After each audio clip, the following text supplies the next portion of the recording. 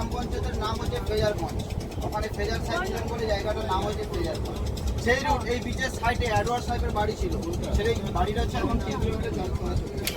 মানে অ্যাডওয়ার্ড সাহেবের বাড়ি ছিল বলে এই বাড়িটার নাম কিন্তু হয়ে গেছে অ্যাডওয়ার্ড।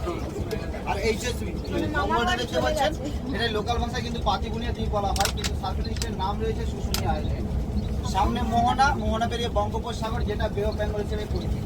আর এই যে বালির বীজটা দেখতে পাচ্ছেন, এটার নাম হচ্ছে ফ্রেজারগঞ্জ কার্গিল বীজ, যেটা টোটোওয়ালা সাইকেলের মধ্যে পড়ে।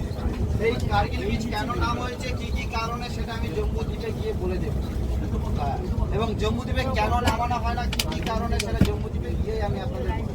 এখন আপনারা ঘুরতে থাকুন, যে জায়গায় বসে থাকবেন। আমরা এখন বঙ্গোপসাগর পাড়ি দিচ্ছি।